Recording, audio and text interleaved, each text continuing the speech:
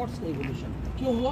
क्योंकि जिम्नोस्पर्म पहाड़ को तोड़ तोड़ करके मतलब फ्लैट लैंड काफ़ी बना दिए थे, मिट्टी बनने लगी तो फ्लैट लैंड बना। और जब फ्लैट लैंड बना, जिम्नोस्पर्म का स्लो ग्रोइंग प्लांट्स, जब फ्लैट लैंड बन गया वहाँ पर पानी बहुत मिलने लगा, मिनरल्स मिलने लगा, सॉयल है, ये सब है, तो वहाँ पर वैसे वैसे प्लांट्स का इवोल्यूशन हुआ जो जल्दी जल्दी अपना साइकिल कंप्लीट करे, जल्दी जल्दी फ्लावर बनाए, जल्दी जल्दी। जिम्नोस्पर्म्स में it takes 3 years to produce the complete seed, है ना।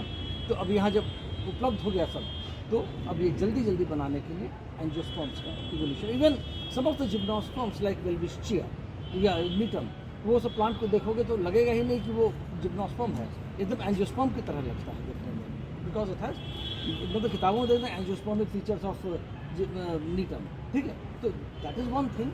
लेकिन वो ये आखिर क्यों लोगों को कहना पड़ा कि एंजियोस्पर्मिक फीचर, क्योंकि देखने में वो एकदम एंजियोस्पर्म की तरह। तो डाइकोट्स बन गए, और जब डाइकोट्स बन गए तो तेज़ी से फोटोसिंथेसिस होने लगा, तेज़ी से लाइफ साइकिल का कंप्लीट होने लगा। लेकिन उसमें फिर हुआ कि एक लिमिटिंग फैक्टर आ गया, black mass limiting factor, that is carbon dioxide.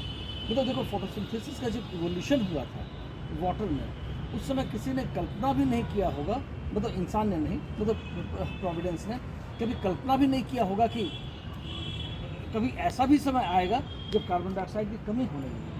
पानी में तो CO2 बहुत ज़्यादा रहता है ना, तो कोई सोचा भी नहीं था। तो वहाँ से लाइफ आया लैंड पर। लैंड पर भी जब ब्रायोफाइट्स आए, टेरिडोफाइट्स आए, तो उनका ग्रोथ नॉर्मली रेनी सीजन्स में ही ज़्यादा होता है, मॉइस्ट कंडीशन में ही ज़्यादा होता है। Then came the gymnosperms. Gymnosperms are very slow growing, तो कम कार्बन डाइऑक्साइड भी है तो भी काम चल जाएगा। लेकिन प्रॉब्लम कब हुआ? जब डाइकोट्स बने, जब वहाँ से एंजियोस्पर्म बना, they succeeded, but because of their over growth it so happened that the carbon dioxide supply started to recede, particularly in the dry season, सूखे मौसम में। तुम लोग देखो ना, ऐसे खेतों में जो ये पौधे सब होते हैं बरसात के दिनों में, डाइकोट मोनोकोट, कोई सोचा भी नहीं था। तो वहाँ से लाइफ आया लैंड पर। लैंड पर भी जब ब्रायोफाइट्स आए, टेरिडोफाइट्स आए, तो उनका ग्रोथ नॉर्मली रेनी सीजन्स में ही ज़्यादा होता है, मॉइस्ट कंडीशन में ही ज़्यादा होता है। Then came the gymnosperms. Gymnosperms are very slow growing, तो कम कार्बन डाइऑक्साइड भी है तो भी काम चल जाएगा। लेकिन प्रॉब्लम कब हुआ? जब डाइकोट्स बने, जब वहाँ से एंजियोस्पर्म बना, they succeeded, but because of their over growth it so happened that the carbon dioxide supply started to recede, particularly in the dry season, सूखे मौसम में। तुम लोग देखो ना, ऐसे खेतों में जो ये पौधे सब होते हैं बरसात के दिनों में, डाइकोट मोनोकोट दोनों ही नजर आए, दोनों के फ्लावर्स नजर आएंगे।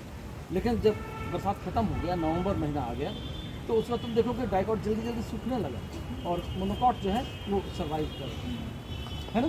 क्यों?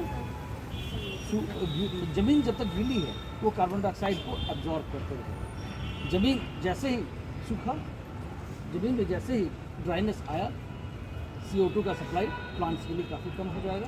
Then dicots they understand that, तो अब मेरा समय आ गया यार, अब चलो जल्दी से फ्लावर बनाओ, फ्रूट बनाओ, सीड बनाओ, मर जाओ। अब अगले सीजन, अब अगला बरसात जब आएगा तब सबका तब ठीक हो जाएगा।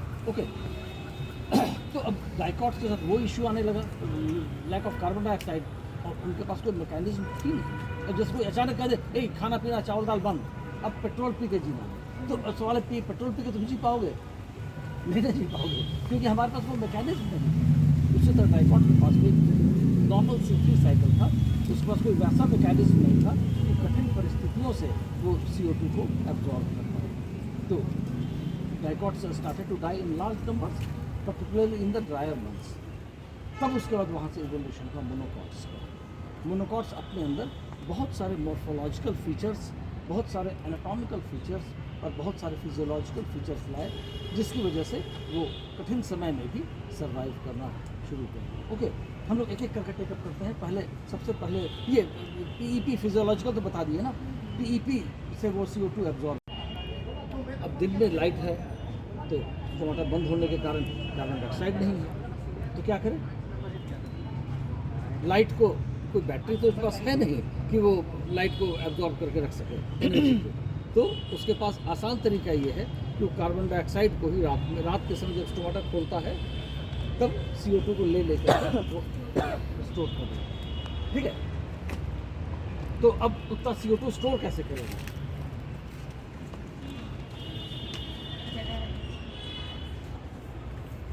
ये डंठल है ना, तो पत्ता तोड़ दिए टक से और निकल आया। अब इसमें आप पानी छीटिएगा ऊपर से, तो पानी रोकने का कोई उपाय तो नहीं है, सारा पानी तो यूँ बह जाएगा। लेकिन मोनोकॉट्स में आप देखिए यहाँ पर इसके लीफ बेसेस कितने चौड़े होते हैं, नोट से निकले हुए, और ये ऊपर तक क्राउल करते हैं। इस क्लास के बाद आप लोग को ले चलेंगे वहाँ पर पैथोलॉजी वालों को, long how to write long answers examination में, वो हम आप लोगों को थोड़ा गाइड कर देंगे। अगर थोड़े मैम अभी क्लास लेंगे तो ठीक है, नहीं तो या कोई प्रैक्टिकल है तो ठीक है, नहीं तो हम वो बताएंगे आप लोगों को। आप लोग अगर फ्री होंगे तो आप लोग भी रख सकते हैं, उसमें कोई दिक्कत नहीं है। मोनोकॉट्स में बड़ा सा लीफ बेस होता है ना, ये इस तरह क्रीप करके ऊपर जाता है, और ये देखिए प्लेंटी ऑफ पॉकेट्स यहाँ पर प्लेंटी ऑफ पॉकेट्स बने रहते हैं। जो भी रेन वाटर आएगा, ड्यू ड्रॉप आएगा, या इवन गटेशन वाटर होगा, वो इसके अंदर रह जाएगा।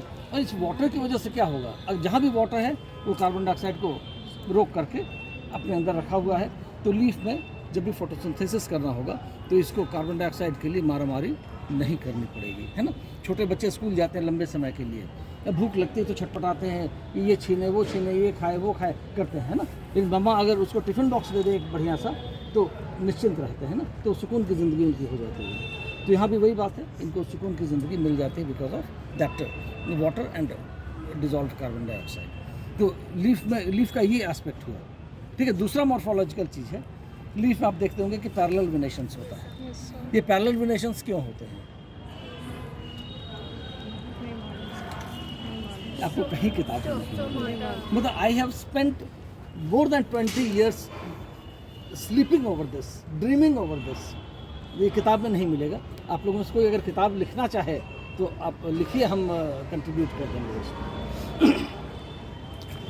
ये पैरेलल वेनेशंस इसलिए होते हैं, देखो डाइकॉट में तो रेटिकुलेट वेनेशन है, प्लेंटी ऑफ वेन एंडिंग्स, यहाँ वेन एंडिंग है, यहाँ वेन, यहाँ हर जगह when ending he when ending नज़र आ रहा है, रेटिकुलेट है ना। तो कहीं पर भी अगर रेस्पिरेशन हुआ, प्लेंटी ऑफ वाटर इसके पास है, तो पैरेलल वेनेशन मतलब वेन्स के थ्रू जो पानी का इनलेट है, तो ये थोड़ा इजीली ले पाएगा। इसको थोड़ा स्ट्राइव करना पड़ेगा, तो ज़्यादा स्प्रेड वेन्स है ठीक है, दिमाग तो दौड़ाना ही चाहिए, है ना। ऐसा नहीं कि कोई हमने परछाई बना दी, ये मेरी परछाई है, बस इसी के अंदर दौड़ो, इधर उधर निकलने की ज़रूरत नहीं है, ऐसा नहीं है। हमारा काम है एक हल्का सा छांव दे देना, ताकि आप लोग सुकून से अपनी ज़िंदगी को आगे बढ़ा सकें वहाँ से, है ना। देखो यहाँ पर क्या है, पैरेलल वेनेशंस है, यहाँ रेटिकुलेट वेनेशन है। कहीं पर भी फोटो रेस्पिरेशन या रेस्पिरेशन होगा, रिया इधर देखो, कहीं पर भी रेस्पिरेशन या फोटो रेस्पिरेशन होगा। हम रिया अग्रवाल कह रहे थे, हाँ, कहीं पर भी रेस्पिरेशन या फोटो रेस्पिरेशन होगा, CO2 फट से निकलेगा, भाग जाएगा। तो प्लेंटी ऑफ एस्केप रूट्स, यहाँ पर वेनलेट्स नहीं है, उतने सारे वेन एंडिंग्स नहीं है। कहीं पर भी अगर रेस्पिरेशन या कुछ हुआ, CO2 निकला, तो वेन के अंदर घुसेगा, अब भागना चाहेगा, लेकिन ये तो यहाँ तक दौड़ा देगा, है ना। तो CO2 का एस्केप रूट बहुत मुश्किल है। तो पैरेलल वेनेशंस होने का मकसद यही है, the plant tries to retain whatever carbon dioxide that is been released accidentally और इंसिडेंटली, वो ये यहाँ से निकलने रोकने की कोशिश करेगा। So this was morphological thing. Okay, now coming to anatomical, असल हीरो जो है मोनोकॉट प्लांट का, वो है इसका bulbous root. Dicot monocot root का आप लोग सेक्शन कटिंग किए हैं। एक आदमी ने है, तुम कॉपी लाओ तो हम डायग्राम बना के दिखाते हैं।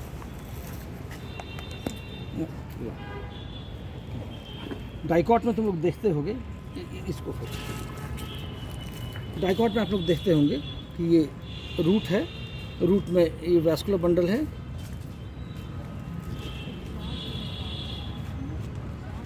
ये डाइकॉट है, ठीक है। मोनोकॉट में ये थोड़ा मोटा होता है उसकी तुलना में, और उसमें